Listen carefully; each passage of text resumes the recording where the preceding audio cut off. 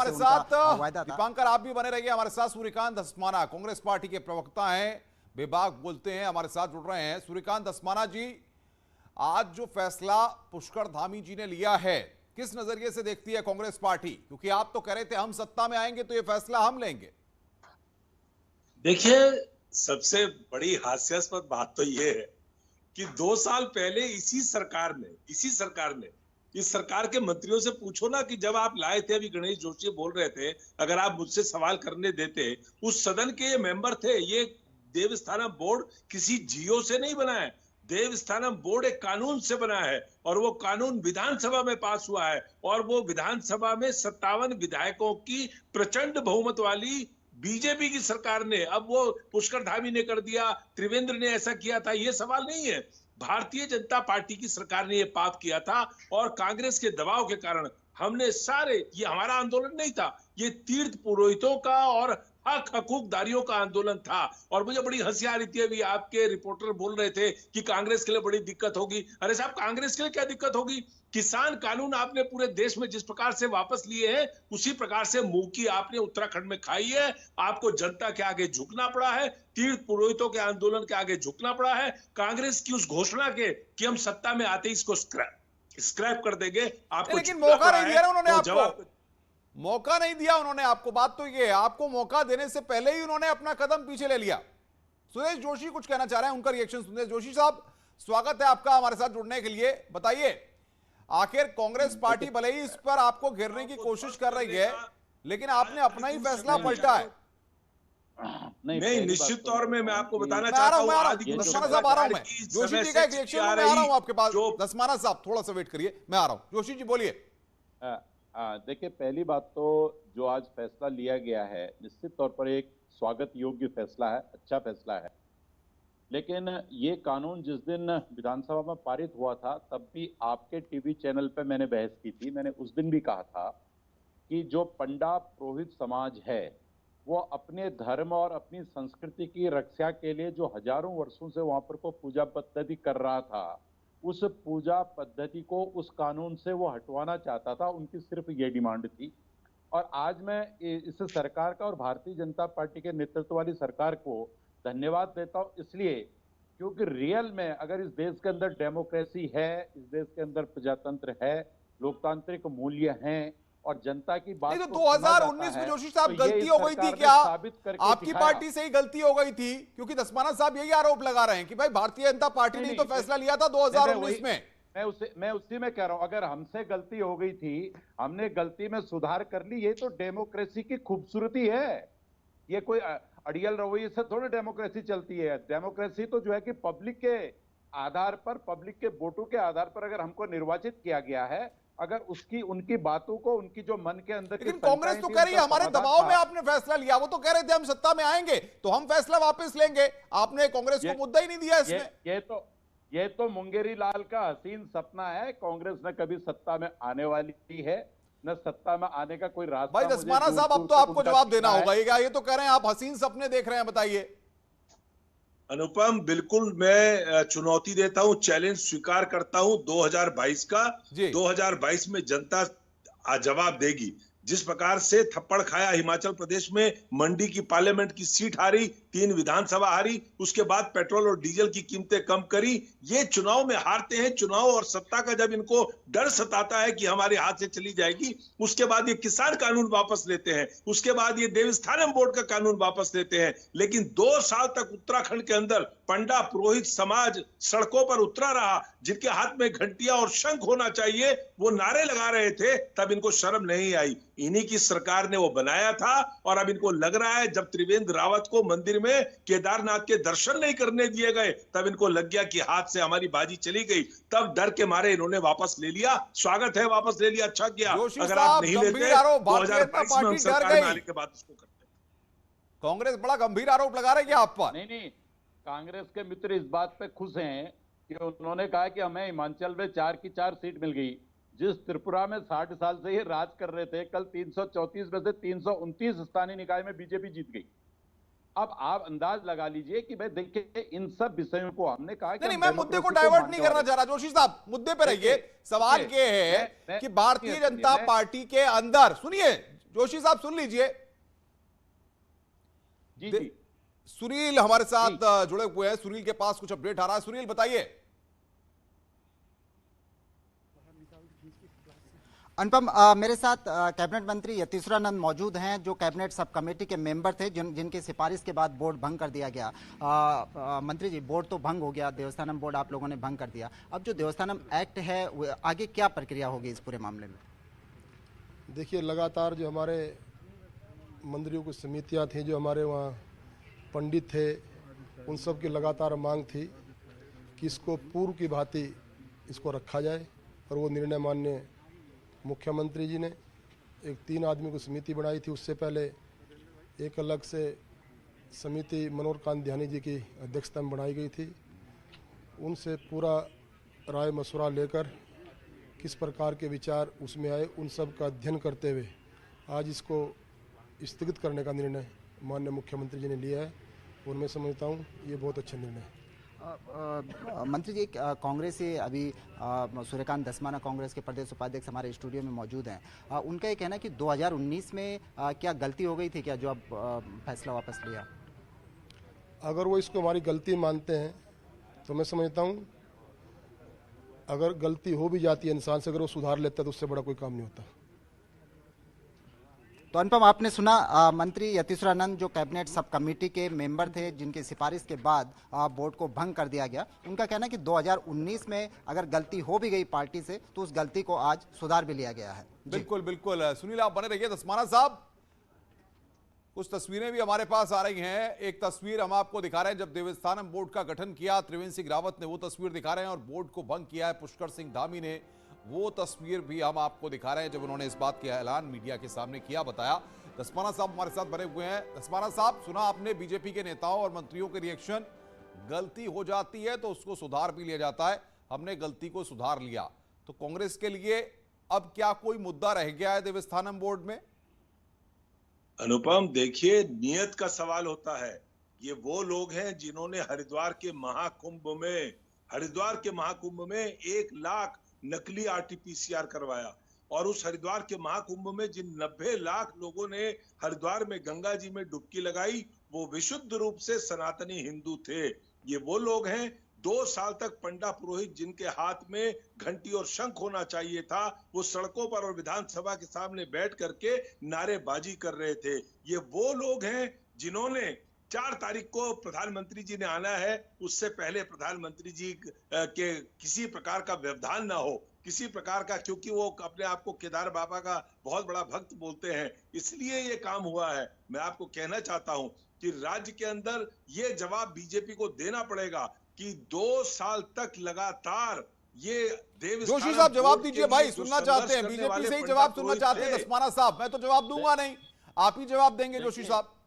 देखिए अनुपम जी, मैं सबसे पहले तो ये बतलाना चाहता हूँ कि जो पंडा पुरोहित समाज था, हम शुरू से इस बात को कहते आ रहे थे। जिस दिन से ये एक्ट आया था, उस दिन से हमने कहा था कि भाई आपकी बातों पर विचार किया जाएगा, और विचार हो भी रहा था। और मैंने कहा कि बार बार हमारे संगठन ने भी इस बात को कहा कि भाई पंडा पुरोहितों के जो हक हकूक हैं, उसके साथ हम कहीं भी किसी तरह का अन्याय नहीं होने देंगे। आज हमने वो साबित भी कर दिया कि हम उनके साथ अन्याय नहीं होने देना चाहते हैं। ये बहुत स्पष्ट हो गया। मैं आऊंगा धस्माना साहब। जोशी जी, आपको भी रोक रहा हूं। संतोष त्रिवेदी पुरोहित हमारे साथ जुड़े हुए हैं। संतोष त्रिवेदी जी, स्वागत है आपका न्यूज 18 के साथ जुड़ने के लिए। बताइए, आज के दिन को आप कितना बड़ा दिन मानते हैं तमाम पंडित पुरोहितों के लिए, जो लगातार प्रदर्शन कर रहे थे देवस्थानम बोर्ड को लेकर? सबसे पहले आप भी लगातार हमारे साथ 2 साल से लगातार न्यूज 18 का भी बड़ा सहयोग रहा, और आपने इसका प्रचार प्रसार किया, और हम लोगों के साथ लगातार रहे। इसके लिए भी आप भी बहुत बहुत धन्यवाद के पात्र है, क्योंकि ये ऐसा धर्म का ऐसा मुद्दा था जो सरकार जो है धर्म पे एक अंकुश लगाना चाहती थी, एक जो है कानून के तरीके से धर्म को चलाना चाहती थी।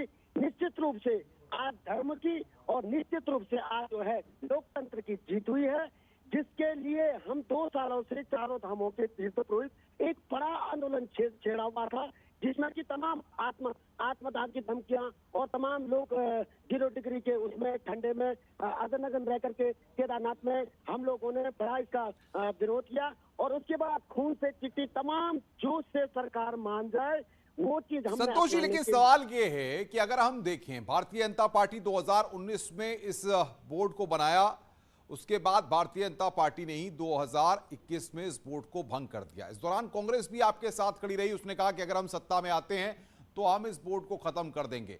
क्या मानते हैं, सियासी दबाव था, पंडित पुरोहितों का दबाव था, इसीलिए भारतीय जनता पार्टी को अपने फैसले को रोल बैक करना पड़ा?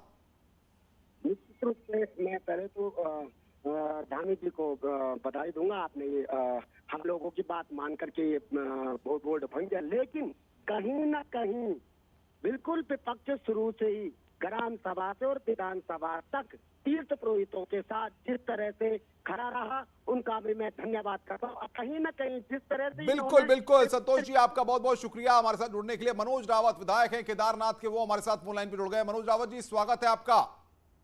बहुत धन्यवाद। मनोज जी, सवाल ये है कि कई बार आपके लिए भी इतनी असहज स्थिति हो गई जब पंडित पुरोहित विरोध कर रहे थे, प्रदर्शन कर रहे थे, कि आप कैसे देवस्थानम बोर्ड पर पार्टी का पक्ष रखें और इन पंडित पुरोहितों को अपने पक्ष में रखें, इनके साथ बातचीत कर सकें, लेकिन कोशिशें कामयाब नहीं हुई। आज कितना बड़ा दिन मानते हैं आप? देखिए, ये विपक्ष ने पहले दिन से, जब बिल कैबिनेट में आया था, उस दिन से विपक्ष ने पूरी भूमिका निभाई है।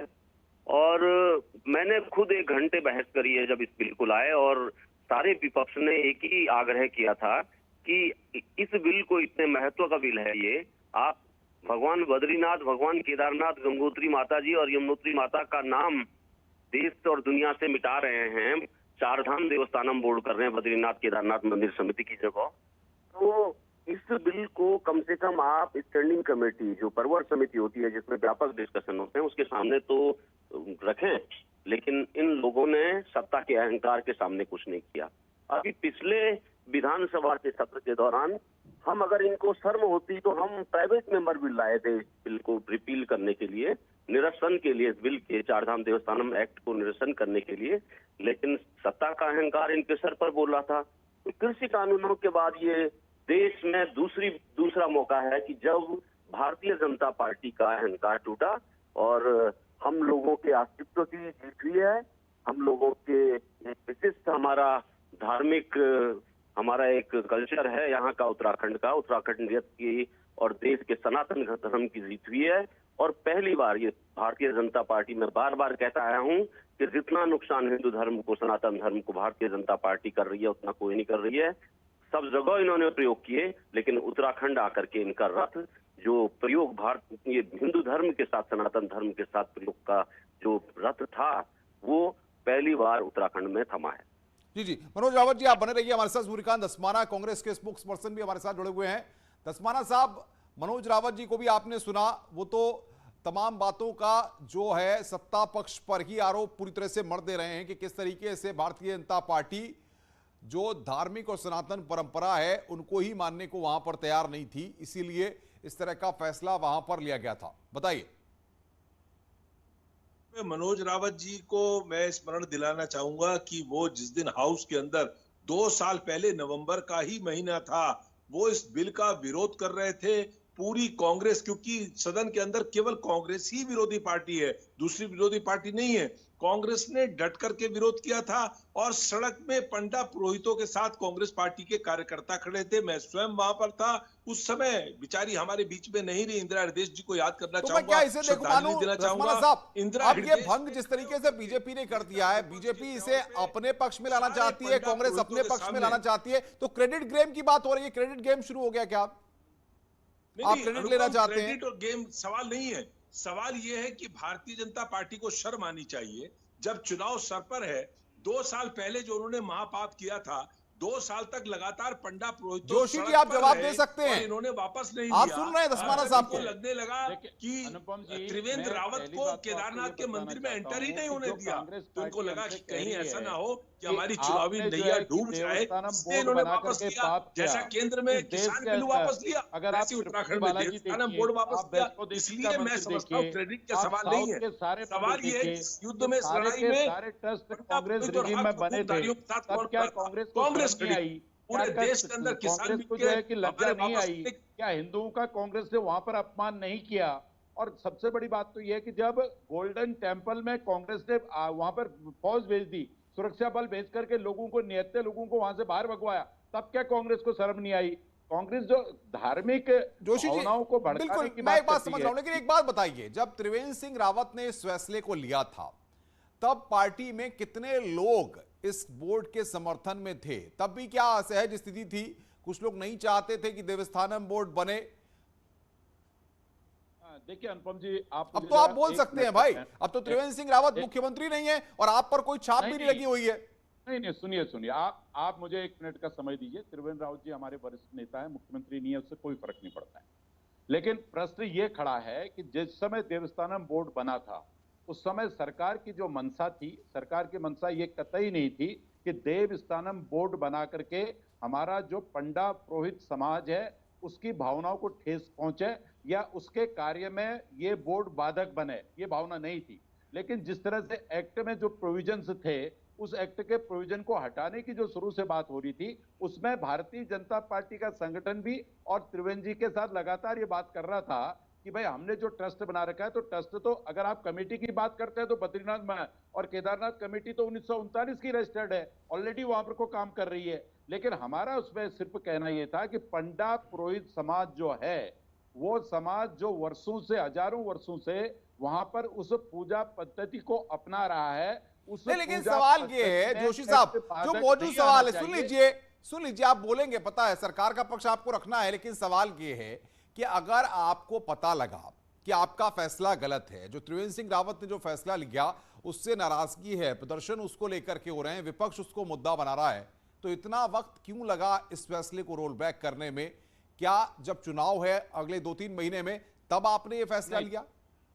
ना, ये रोल बैक करने में इतना समय इसलिए लगा कि जिस समय एक्ट बना था उस समय के बाद की जो राजनीतिक परिस्थितियां बनी या उस समय के बाद की जो कोरोना काल की परिस्थितियां आई, उन परिस्थितियों के कारण इतना समय लगा। अगर इसमें कोरोना काल लीजिए साहब, कोरोना, दसमाना साहब हंस रहे हैं, दसमाना साहब मुस्कुरा रहे हैं, जोशी साहब को तो अभी तो मुस्कुराना ही चाहिए। 2 महीने तो कांग्रेस को और दसमाना जी को सबको मुस्कुराना चाहिए। 2 महीने के बाद क्या परिस्थितियां बनेंगी चुनाव के बाद, वो आप और हम बहस करेंगे तो फिर देखेंगे कौन मुस्कुरा रहा है और कौन आगे चल रहा है। दसमाना साहब जवाब दीजिए। अनुपम, यही अहंकार है, यही घमंड है जिसके कारण इनको मुंह की खानी पड़ रही है। हाई कोर्ट की लताड़ रोज इनको खानी पड़ती है। एक जवाब दें कि 2019 नवंबर में आप सही थे या नवंबर 2021 में आप सही हैं, इसका जवाब दे दीजिए। पूरे प्रदेश के अंदर जो आपने स्थितियां पैदा करी, हमारी सनातन परंपरा को जिस प्रकार से कुठाराघात करने का आपने काम किया, उसका जवाब जनता 2022 में आपसे मांगेगी और उसका आपको नतीजा भुगतना पड़ेगा। अनुपम जी, मैं प्रश्न का जवाब दे देता हूँ। जी दीजिए। देखिए 2019 में त्रिवेंद्र सिंह रावत जी से बात कीजिए ना, उनको जोड़िए जरा। नहीं अनुपम भाई, दसमाना जी, नहीं बिल्कुल अनुपम मैं जी, जोड़ूंगा। आप पहले जोशी जी की बात को सुन लीजिए। जोड़िए दसमाना साहब, थोड़ा सा जरा जोशी जी की बात को भी सुन लीजिए, वो आपकी बातों को बड़ी बेसब्री से सुन रहे हैं। देखिए मैं 2019 का भी जिक्र कर रहा हूं, मैं आज का भी जिक्र कर रहा हूं। 2019 में भी जिस भावना से ये ट्रस्ट बना था, यहाँ का विकास होगा, चारधाम हमारे जो यात्रा है वो सुगम होगी, सरल होगी, अच्छी होगी और उसमें सुव्यवस्थाएं होंगी, उस प्रयोजन से जो एक्ट बना था वो 2019 भी सही था। लेकिन उस एक्ट के अंदर जो पंडा पुरोहित समाज का नहीं जोशी जी, अब दो तरफ की बात हो रही है। एक तरफ आप बता रहे हैं कि फैसला गलत था और अब आप कह रहे हैं विकास की बात। स्थिति को स्पष्ट करिए भाई। नहीं, सवाल तो मुझे पूछना होगा। आपने कहा गलती हो गई, पहले आप ही का स्टेटमेंट है, आपने कहा गलती हो गई और उस गलती को सुधार दिया गया, और अब आप विकास की बात कर रहे हैं। मैं उस बात को रिपीट कर रहा हूं दोबारा। मैं ऐसा है कि कोई बात से भाग नहीं रहा हूं। मैं आपको यह कहना चाह रहा हूं, आपके नेशनल चैनल पर बैठ करके बोल रहा हूं कि 2019 में जो हमारी मंशा थी उस एक्ट के पीछे, वो चारधाम यात्रा का सुगम और सरल कैसे वो व्यवस्थित हो और ट्रस्ट के माध्यम से अधिक सुविधाएं कैसे मिले। मंशा पे सवाल खड़े हो गए, अब आपको वापस करना पड़ा। मनोज रावत बने हुए हैं मेरे साथ, विधायक है केदारनाथ के। मनोज रावत जी, आवाज आ रही है आपको मेरी? बिल्कुल साफ। मनोज रावत जी, आवाज आ रही है आपको मेरी? जी हाँ, बिल्कुल अच्छी। मनोज जी, सवाल ये है कि आप तो वहां केदारनाथ में थे, पंडितों से, पुरोहितों से, साधु संतों से, तमाम लोगों की आपकी बात होती होगी। क्या लग रहा था सरकार जब 2019 में इस बोर्ड को लेकर के आई थी, तब क्या संतों से बात की गई थी, उनसे राय मशवरा किया गया था, उनका कॉन्फिडेंस जीता गया था? देखिए, इस मामले में सरकार ने न तो स्टेक होल्डर हम उनको कहेंगे कि जिसमें हमारे हक हकूकधारी हैं। देखिए, श्री बद्रीनाथ, श्री केदारनाथ, गंगोत्री, यमुनोत्री में हक हकूकधारी हैं, और हक हकूकधारी हक की इतनी लंबी श्रृंखला है कि बद्रीनाथ के रावल दक्षिण भारत से आते हैं, केदारनाथ के केरल से आते हैं दक्षिण भारत के बद्रीनाथ के रावल, और केदारनाथ के वीर शैव लिंगायत होते हैं, वो भी दक्षिण भारत से होते हैं। दक्षिण से लेकर उत्तर तक के जहां पर स्टेक होल्डर हो, वहां बिना चर्चा किए, और सदन में भी देखिए सबसे बड़ा संवैधानिक दायित्व तो विधानसभा का होता है। हमने विधानसभा में मैंने खुद गुहार लगाई कि आप इसको परवर समिति में भेजिए, ये बिल बहुत महत्वपूर्ण बिल है। परवर समिति में बिना चर्चा के आप इस बिल को पास कर रहे हैं, लेकिन यही लोग उस दिन भी सरकार में थे, और कैबिनेट मंत्री भी यही थे जो आज कैबिनेट सब कमेटी बनी है। संस्कृति मंत्री भी माननीय सतपाल महाराज संत जी थे, और यही यतीश्वरानंद माननीय मंत्री जी भी उस दिन विधानसभा में उपस्थित थे, हालांकि मंत्री नहीं थे, सुबोध उनियाल साहब भी मंत्री थे। तो देखिए, मंत्रिमंडल का सामुदायिक दायित्व होता है, सरकार की सामुदायिक जिम्मेदारी होती है। सरकार भारतीय जनता पार्टी की थी, हमको नहीं मालूम कि मुख्यमंत्री नंबर 1 थे, नंबर 2 थे, नंबर 3 थे, लेकिन सदन से बाहर और सदन के भीतर। सवाल ये है कि इस फैसले को रोल बैक करके जिस बात को आप लोग लगातार उठा रहे थे, जिस बात का पॉलिटिकल माइलेज आप लोग लेने की कोशिश कर रहे थे, उसमें तो आपको परास्त कर दिया बीजेपी ने। देखिए, ये जय और पराजय का प्रश्न नहीं है, और हम पहले दिन से बोलते आए हैं कि धर्म के मामले में हम राजनीति नहीं करते हैं। हमें करने के लिए, हमको इनकी आवाज बनने के लिए विधानसभा में, अगर हम इन लोगों की आवाज, अभी भी बिल विधानसभा में निरस्त होना है, और इससे पिछली वाली विधानसभा में जो समाप्त हुआ, उसमें हम प्राइवेट मेंबर बिल लाए थे इसके निरसन के लिए। सरकार को शर्म थी तो उस समय सरकार मानती गलती, लेकिन मेरा ये कहना है कि इनका अहंकार टूट गया है। सुनील मेरे साथ बने हुए हैं, मनोज जी आप बने रहिए। सुनील नप्रभात हमारे साथ बने हुए हैं, हमारे संवाददाता, उनके पास भी हम जाएंगे और उनसे समझेंगे। लेकिन उससे पहले धस्माना साहब, सवाल यह है कि सरकार ने चुनावी साल में 2-3 महीने पहले इस तरह का फैसला लेकर के, क्या आपको लगता है कि पंडित पुरोहितों का दिल जीत लिया है? अब सरकार को ही, यानी कि भारतीय जनता पार्टी को ही पॉलिटिकल माइलेज इसका मिलेगा, जो आप कोशिश कर रहे थे उसमें आप कामयाब नहीं हो पाएंगे? नहीं अनुपम, एक महत्वपूर्ण बात तो मैं आपको ये बताऊं कि हक हकूकदारी जब मनोज रावत जी इस्तेमाल कर रहे हैं शब्द, तो उसका मतलब केवल पंडा पुरोहित नहीं होता। खच्चर चलाने वाले से लेकर के, रेस्टोरेंट वाले से लेकर के, 4 धाम यात्रा से जुड़े हुए तमाम वो लोग, वो सारे हक हकूकदारी आते हैं। और जितना ह्रास, जितना नुकसान 4 धाम यात्रा का भाजपा के शासनकाल में इन 4.5 वर्षों में हुआ है, इतना 70 वर्षों में नहीं हुआ। पूरे राज्य में कोरोना काल की बात अभी जोशी जी कर रहे थे, कोरोना काल से पहले ये बिल आ गया था 2019 में। कोरोना जो है उत्तराखंड के अंदर 15 मार्च 2020 के बाद आया। इसलिए असत्य बातें कहकर के आप लोगों को दिग्भ्रमित नहीं कर सकते। कांग्रेस लाभ जो जोशी जी विकास के लिए इस बोर्ड को लेकर के आए थे, वो बड़ी खबर यहां पर हमारे पास आ रही है। देवस्थानम बोर्ड को लेकर बड़ा